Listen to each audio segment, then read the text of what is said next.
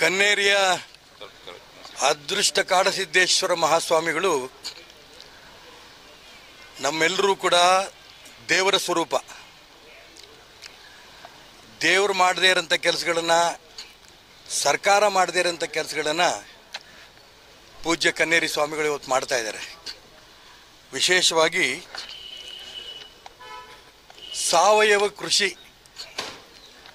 ಇದನ್ನು ಒಂದು ರೀತಿ ಮಾಡಲ್ಲ ಅವರು. ಇಡೀ ಕರ್ನಾಟಕ ರಾಜ್ಯ ಅಲ್ಲ, ಇಡೀ ದೇಶಕ್ಕೇ ಸಾವಯವ ಕೃಷಿ ಹೇಗೆ ಮಾಡಬೇಕು ಅನ್ನೋದನ್ನು ರೈತರಿಗೆ ಒಂದು ರೀತಿಯ ಸೈಂಟಿಫಿಕ್ ಆಗಿ ರಿಸರ್ಚ್ ಮಾಡಿ ತೋರಿಸ್ತಾ ಇರೋಂಥ ವ್ಯಕ್ತಿಯವರು.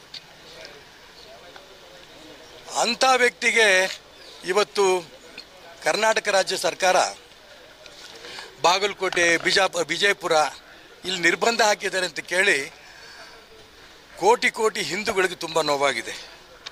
ಅದೇ ರೀತಿ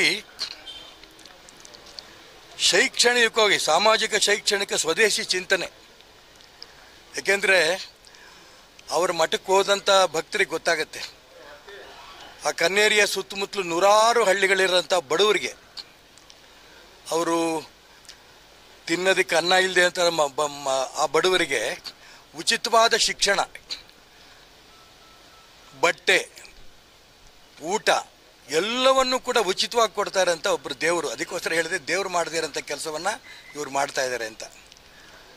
ಅಂಥ ಮಾನ್ಯ ಅದೃಷ್ಟ ಕಾಡಸಿದ್ದೇಶ್ವರ ಸ್ವಾಮಿಗಳಿಗೆ ವಿಜಯಪುರ ಮತ್ತು ಬಾಗಲಕೋಟೆಯಿಂದ ಅವರಿಗೆ ಒಳಗೆ ಬರಬಾರ್ದು ಅಂತ ನಿರ್ಬಂಧನೆ ಹಾಕಿರೋದು ನಿಜಕ್ಕೂ ಕೂಡ ನಮ್ಮೆಲ್ಲರೂ ಕೂಡ ತುಂಬ ನೋವಾಗಿದೆ.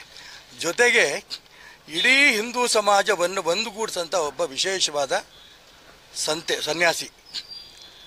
ಅವ್ರು ಯಾರದೇ ಮುಲಾಜಿಲ್ಲದೆ ತುಂಬ ಸ್ಪಷ್ಟವಾಗಿ ಹೇಳ್ತಾರೆ. ಇವತ್ತು ರಾಜ್ಯ ಸರ್ಕಾರ ಜಾತಿ ಗಣದ ಹೆಸರಿನಲ್ಲಿ ಹಿಂದೂ ಸಮಾಜವನ್ನು ಒಡೆದ್ಬಿಟ್ರು. ಜೊತೆಗೆ ಬರೀ ಹಿಂದೂ ಸಮಾಜದಲ್ಲಿ ಒಳಗಡೆ ಇರೋಂಥ ಲಿಂಗಾಯತರನ್ನು ಕೂಡ ಇವತ್ತು ಅತಿ ಹೆಚ್ಚು ಗುಂಪುಗಾರಿಕೆ ಆಗೋದಕ್ಕೆ ಕಾರಣ ರಾಜ್ಯ ಸರ್ಕಾರ. ಅದನ್ನು ಕೂಡ ಖಂಡನೆ ಮಾಡಿದ್ರು. ಕಾಡಸಿದ್ದೇಶ್ವರ ಸ್ವಾಮಿಗಳು ಹಿಂದೂ ಸಮಾಜವನ್ನು ನೀವು ಛಿದ್ರ ಮಾಡಿಕೂಡುದು ಅನ್ನಂತ ನೇರವಾಗಿ ಹೇಳಿದಂಥ ವ್ಯಕ್ತಿ. ಅಂಥ ವ್ಯಕ್ತಿ ಇವತ್ತು ಇಡೀ ದೇಶದಲ್ಲಿರೋಂಥ ಅನೇಕ ಮುಖ್ಯಮಂತ್ರಿಗಳು, ಮಂತ್ರಿಗಳು ಅವರ ಹತ್ರ ಹೋಗಿ ಅವ್ರ ಮಾರ್ಗದರ್ಶನ ತಗೋತಾರೆ. ಯಾತಕ್ಕೆ ಇವರು ಈ ಒಂದು ರಾಜ್ಯ ಸರ್ಕಾರಕ್ಕೆ ಇಷ್ಟು ದುರ್ಬುದ್ಧಿ ಬಂತೋ ಗೊತ್ತಿಲ್ಲ. ನನಗನ್ಸತ್ತೆ ಅದೃಷ್ಟ ಕಾಡಸಿದ್ದೇಶ್ವರ ಸ್ವಾಮಿಗಳಿಗೆ ರಾಜ್ಯ ಸರ್ಕಾರ ಬಾಗಲಕೋಟೆ, ಬಿಜಾಪುರ ನಿರ್ಬಂಧ ಹಾಕಿದ್ದಕ್ಕೋಸ್ಕರನೇ ನನಗನ್ಸತ್ತೆ ಕರ್ನಾಟಕ ರಾಜ್ಯ ಸರ್ಕಾರದಲ್ಲಿ ಇಷ್ಟೊಂದು ಗೊಂದಲ. ಮುಖ್ಯಮಂತ್ರಿ ಇರಬೇಕು ಬೇಡೋ, ಬದಲಾವಣೆ ಸತೀಶ್ ಜಾರಕಿಹೊಳಿ ಬರಬೇಕು, DK ಶಿವಕುಮಾರ್ ಬರಬೇಕು, ಸಿದ್ದರಾಮಯ್ಯ ಉಳಿಬೇಕು ಬೇಡೋ, ಇಷ್ಟೆಲ್ಲ ಗೊಂದಲಕ್ಕೆ ಕಾರಣ ರಾಜ್ಯ ಸರ್ಕಾರ ಶ್ರೀಯುತ ಕಾಡಸಿದ್ದೇಶ್ವರ ಸ್ವಾಮಿಗಳು ಅವ್ರ ಮೇಲೆ ಹಾಕಿರೋಂಥ ನಿರ್ಬಂಧವೇ ಒಂದು ಕಾರಣ ಇರ್ಬೋದು ಏನೋ ಅಂತ ನನಗೆ ಅನ್ನಿಸ್ತಾ ಇದೆ. ನಾನು ಅದಕ್ಕೋಸ್ಕರ ರಾಜ್ಯದ ಮುಖ್ಯಮಂತ್ರಿಗಳು ತುಂಬ ಸ್ಪಷ್ಟವಾಗಿ ಹೇಳ್ತೇನೆ, ನೀವು ಮಾನ್ಯ ಕಾಡಸಿದ್ದೇಶ್ವರ ಸ್ವಾಮಿಗಳಿಗೆ, ಅದೃಷ್ಟ ಕಾಡಸಿದ್ದೇಶ್ವರ ಸ್ವಾಮಿಗಳಿಗೆ, ಕನ್ನೇರಿ ಸ್ವಾಮಿಗಳ ಮೇಲೆ ಹಾಕಿರೋಂಥ ನಿರ್ಬಂಧ ಏನು ಬಿಜಾಪುರ ಮತ್ತು ಬಾಗಲಕೋಟೆ ಏನು ಮಾಡ್ತೀಯಾರೆ ಇಲ್ಲಿ ಮಂತ್ರಿಗಳು ಗೊತ್ತಿಲ್ಲ ನನಗೆ. ಇಲ್ಲಿಯ ಶಾಸಕರುಗಳು ಏನು ಮಾಡ್ತಿದ್ದಾರೆ ಗೊತ್ತಿಲ್ಲ. ಅನೇಕ ಸಾಧು ಸಂತರು ಅವ್ರು ಏನಾದ್ರು ಒಂದು ಕರೆ ಕೊಟ್ಟರೆ, ಇವತ್ತು ಕರ್ನಾಟಕ ರಾಜ್ಯದ ಅವ್ರ ಭಕ್ತರಿಗೆ ಏನಾದ್ರು ಕರೆ ಕೊಟ್ಟರೆ ಇಡೀ ಕರ್ನಾಟಕ ರಾಜ್ಯದಲ್ಲಿ ಒಂದು ರೀತಿಯ ದಂಗೆ ಹೇಳುತ್ತೆ. ಈ ಎಚ್ಚರಿಕೆಯನ್ನು ರಾಜ್ಯ ಸರ್ಕಾರಕ್ಕೆ ನಾನು ಹೇಳೋಕ್ಕೆ ಇಷ್ಟಪಡ್ತೇನೆ. ಅದೃಷ್ಟ ಕಾಡಸಿದ್ದೇಶ್ವರ ಸ್ವಾಮಿಗಳು ಅಂತಂದರೆ ನೋಡೋದಕ್ಕೆ ಸೌಮ್ಯ, ಆದರೆ ಅಷ್ಟೇ ಕಠೋರ. ಅವ್ರೇನಾದ್ರು ಕೂಡ ಅವರು ಆಗ್ತಾರಂಥ ಅನ್ಯಾಯ, ಧರ್ಮದ ಬಗ್ಗೆ ಆಗ್ತಾರಂಥ ಅನ್ಯಾಯ, ಗೋವುಗಳ ಬಗ್ಗೆ ಆಗ್ತಿರೋಂಥ ಅನ್ಯಾಯ, ಹೆಣ್ಮಕ್ಳ ಮೇಲೆ ಆಗ್ತಿರೋಂಥ ಅನ್ಯಾಯ, ಇದನ್ನೆಲ್ಲ ಗಮನಿಸಿದ್ದಾರೆ ಅವರು. ಇದನ್ನೆಲ್ಲ ಗಮನಿಸಿರೋಂಥ ಅದೃಷ್ಟ ಕಾಡಸಿದ್ದೇಶ್ವರ ಸ್ವಾಮಿಗಳಿಗೆ ಹಾಕಿರೋಂಥ ನಿರ್ಬಂಧ ನನಗನ್ಸುತ್ತೆ ಈ ರಾಜ್ಯ ಸರ್ಕಾರಕ್ಕೆ ಒಂದು ಕುತ್ತು. ರಾಜ್ಯ ಸರ್ಕಾರದ ಅಂತ್ಯದ ಕ್ಷಣಗಳನ್ನು ಎಣಿಸ್ತಾರೆ ಇದೇ ರೀತಿ ಮುಂದುವರೆದ್ರೆ ಅವರು. ಅದಕ್ಕೋಸ್ಕರ ಅವ್ರಿಗೆ ರಾಜ್ಯದ ಸರ್ಕಾರಕ್ಕೆ ನಾನು ಹೇಳೋಕ್ಕೆ ಇಷ್ಟಪಡ್ತೇನೆ, ತಕ್ಷಣ ಬಾಗಲಕೋಟೆ ಮತ್ತು ಬಿಜಾಪುರದ ಮೇಲೆ ಅದರ ಮೇಲೆ ಹಾಕಿರೋಂಥ ನಿರ್ಬಂಧವನ್ನು ವಾಪಸ್ ತಗೊಳ್ಳಿ. ಇಲ್ಲ ಅಂತಂದರೆ ಇಡೀ ಕರ್ನಾಟಕ ರಾಜ್ಯದಲ್ಲಿ ಆ ಸ್ವಾಮಿಗಳ ಪರವಾಗಿ ಅವರೊಂದು ಕರೆ ಕೊಟ್ಟಂಗೆ ಅವ್ರು ಏನು ಕರೆ ಕೊಡಿದ್ರು ಅದರೆಲ್ಲವನ್ನೂ ನಾವು ಪರಿಪಾಲನೆ ಮಾಡ್ತೀವಿ. ಈ ಅಂಶವನ್ನು ನಾನು ಹೇಳೋಕ್ಕೆ ಇಷ್ಟಪಡ್ತೇನೆ. ಈ ಸಂದರ್ಭದಲ್ಲಿ ನಾನು ರಾಜ್ಯಪಾಲರಿಗೂ ಮನವಿ ಮಾಡ್ತೇನೆ. ಅದೃಷ್ಟ ಕಾಡಸಿದ್ದೇಶ್ವರ ಸ್ವಾಮಿಗಳು ಅಂತಂದರೆ ನಮಗೆಲ್ಲರೂ ದೇವರ ಸಮಾನ. ಅವ್ರ ಮೇಲೆ ಬಿಜಾಪುರ ಮತ್ತು ಬಾಗಲಕೋಟೆಯಲ್ಲಿ ಹಾಕಿರೋಂಥ ನಿರ್ಬಂಧವನ್ನು ತೆಗೆಸಬೇಕು, ರಾಜ್ಯ ಸರ್ಕಾರದ ಮೇಲೆ ಒತ್ತಡ ತರಬೇಕು ಅಂತ ನಾನು ಈ ಸಂದರ್ಭದಲ್ಲಿ ಕರ್ನಾಟಕ ರಾಜ್ಯದ ರಾಜ್ಯಪಾಲರಿಗೂ ಈ ಸಂದರ್ಭ ಒತ್ತಾಯ ಮಾಡೋಕ್ಕೆ ಇಷ್ಟಪಡ್ತೇನೆ. ನೀವು RSS ಇಲ್ಲಿ ಕೂತು ನಿಂತಿರೋರು ಬಹಳ ಜನ ಶಾಖೆ ಹೋಗಿ ಬಂದಿರೋರೆ, ಇಲ್ಲ ಈಗ ಹೋಗ್ತಾ ಇರ್ಬೋದು, ಇಲ್ಲ ಚಿಕ್ಕ ವಯಸ್ಸಿಂದ ಹೋಗಿರ್ಬೋದು. ಹೋಗಿ ಬಂದಿರೋರು ಪ್ರಾಮಾಣಿಕವಾಗಿ ಹೇಳಿ, RSS ಎಲ್ಲಾದರೂ ಕೂಡ ದೇಶ ಪ್ರೇಮವನ್ನು ಬಿಟ್ಟು ನೀವು ಸ್ವಾರ್ಥಿಗಳಾಗಿ ಭ್ರಷ್ಟಾಚಾರಿಗಳಾಗಿ ಒಂದು ಕಡೆ ಎಲ್ಲ ಹೇಳ್ಕೊಡ್ತಾರ. ದೇಶ ಪ್ರೇಮವನ್ನು ಕಲಿತು ಯಾರು ದೇಶದ್ರೋಹಿಗಳಿದ್ದಾರೆ ಅವರು ಸರಿಯಾಗಿ ಎಡೆಮುರಿ ಕಟ್ಟಂಥ ಒಂದು ದೊಡ್ಡ ಸಂಘಟನೆ ಕಟ್ಟಿ, ಹಿಂದುತ್ವವನ್ನು ಕಾಪಾಡೋಂಥ ಸಂಘಟನೆ ಕಟ್ಟಿ ಅಂತ ಹೇಳಿರಂಥ RSS ಅದು. ಆ RSSನ್ನು ನ್ಯಾಯವಾಗಿ ಸರ್ಕಾರ ಮಾಡೋಂಥ ಕೆಲಸ, ದೇಶಕ್ಕೆ ರಕ್ಷಣೆ ಮಾಡ್ತಿರೋ ಸರ್ಕಾರ, ಅದನ್ನು RSS ಮಾಡ್ತಾ ಇದೆ. ಅಂಥ RSSನ ಬಗ್ಗೆ ಇವ್ರು ಯಾಕೆ ಸಿಟ್ಟೋ ಗೊತ್ತಿಲ್ಲ ನನಗೆ. ಅದಕ್ಕೋಸ್ಕರ ಪ್ರಿಯಾಂಕಾ ಖರ್ಗೆ ಬಾಯಿ ಬಂದಂಗೆ ಒದರ್ತಿದ್ದಾರೆ, ಅರ್ಥವೇ ಇಲ್ಲ ಅವ್ರು ಹೇಳ್ತಾ ಇರೋದಕ್ಕೆ. RSSಗೆ ಯಾರು ಸರ್ಕಾರಿ ನೌಕರು ಹೋಗಿ ಕೊಡೋದು, ಮಂತ್ರಿನ ಒಂದು 25 ಕೋರ್ಟ್ ಆದೇಶಗಳು ಕೊಡ್ತೀನಿ, ಕನಿಷ್ಠ 25, ಇನ್ನೂ ಜಾಸ್ತಿ ಇರ್ಬೋದು. ಸರ್ಕಾರಿ ನೌಕರು RSS ಶಾಖೆಗೆ ಹೋಗಬಹುದು. ಇವ್ರು ಓದಕ್ಕೆ ಬರಲ್ಲ, ಮಂತ್ರಿ ಇಲ್ವ ಇವರು? ಶಾಖೆಗೆ ಹೋಗಿ RSSಗೆ ಹೋಗಿ ಕೊಡೋದು, ನಾವು ಹೋದ್ರೆ ಕ್ರಮ ತಗೋತೀವಿ. ಕೋರ್ಟ್ ಒಂದಿದೆ, ಇದು ಡಿಕ್ಟೇಟರ್ಶಿಪ್ ಇಲ್ಲ ಇಲ್ಲಿ, ತಾಲಿಬಾನ್ ಸಂಸ್ಕೃತಿ ಇಲ್ಲ ಇಲ್ಲಿ. ಅದಕ್ಕೋಸ್ಕರ ನಾನು ಹೇಳೋಕ್ಕೆ ಇಷ್ಟಪಡ್ತೇನೆ, ಇವತ್ತು RSS ಇಲ್ದಿದ್ರೆ ದೇಶದಲ್ಲಿ ನಾವೆಲ್ಲರೂ ಕೂಡ ಮುಲ್ಲಾಗಳಾಗ್ಬಿಡ್ತಿದ್ವಿ. ನಾವು ಯಾರು ಕೂಡ ಇವತ್ತು ಹಿಂದುತ್ವ ಇಟ್ಕೊಂಡು ಓಡಾಡೋಕ್ಕೆ ಆಗ್ತಿರ್ಲಿಲ್ಲ. ಅದಕ್ಕೋಸ್ಕರನೇ RSS ಇವತ್ತು ದೇಶದಲ್ಲಿ ಎಲ್ಲರ ಮೆಚ್ಚುಗೆ.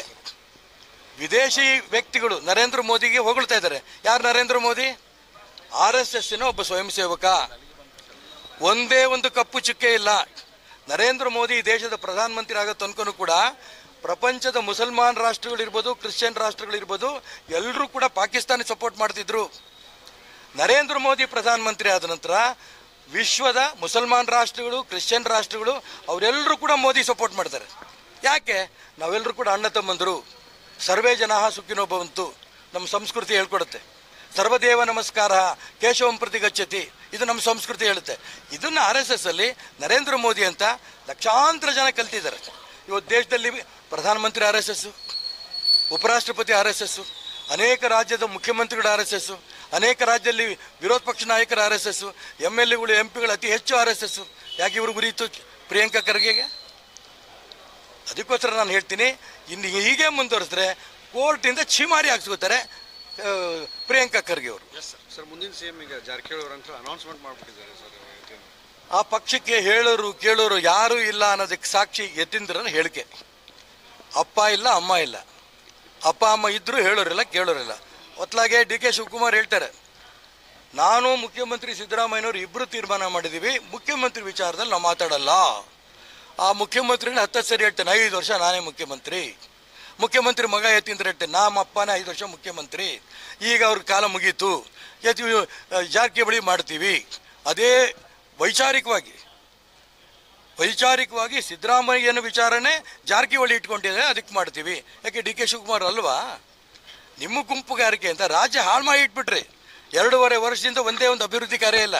ದಯವಿಟ್ಟು ನಾನು ಹೇಳ್ತೀನಿ ರಾಜ್ಯಪಾಲರಿಗೆ, ಈ ಸರ್ಕಾರ ಇವ್ರು ಹಿಂಗೆ ಬಡದಾಡ್ತಾರೆ, ಯಾವ ಕಾಲಕ್ಕೂ ಈ ಸರ್ಕಾರ ಉಳಿಯಲ್ಲ. ಆದಷ್ಟು ಬೇಗ ರಾಜ್ಯಪಾಲರು ರಾಷ್ಟ್ರಪತಿ ಆಡಳಿತ ತರ್ತಾರೆ, ನನಗೆ ನಂಬಿಕೆ ಇದೆ. ಇಲ್ಲಿ ಚುನಾವಣೆ ಬರುತ್ತೆ.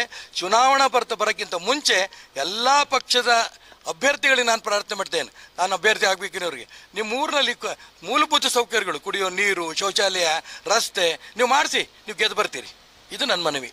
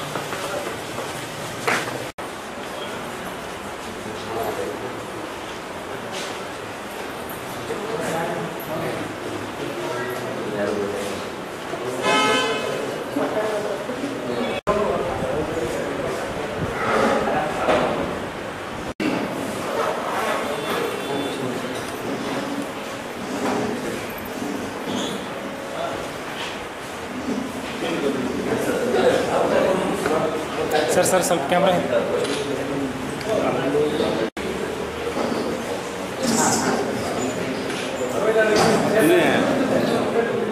जय पूछा पूछा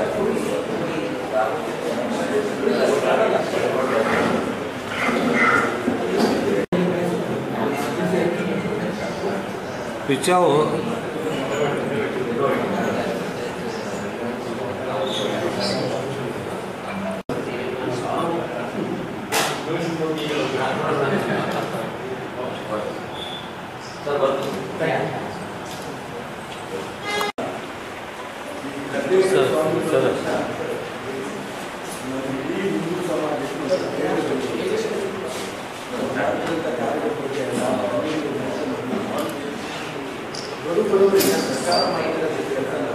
सर ಉಚಿತವಾದ ಶಿಕ್ಷಣ ಎಲ್ಲ ಫ್ರೀ ಕೊಡ್ತಾರೆ. ಗೋಶಾಲೆ ಬರ್ತಾ ಇದೆ, ಮಾದರಿ ಗೋಶಾಲೆ ಬೇರೆ ಬೇರೆ ರಾಜ್ಯದಿಂದ ಗೋಶಾಲೆ ಬರ್ತಾರೆ.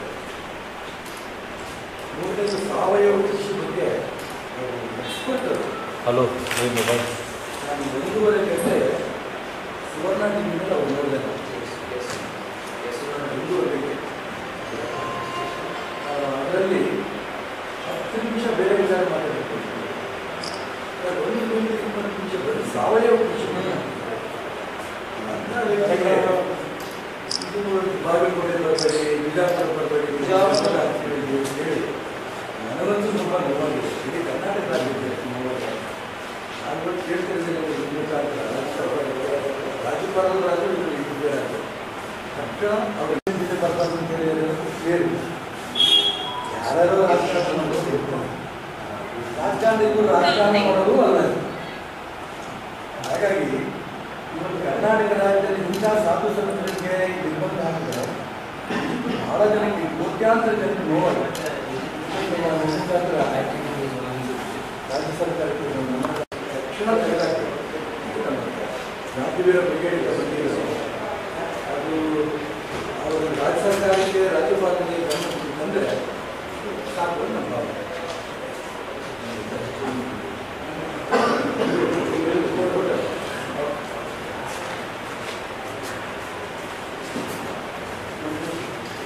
ನೆಕ್ಸ್ಟ್ ಟೈಮ್ ಬರುವಾಗ ನಾನು ಎದುರಾಗ್ತೇನೆ.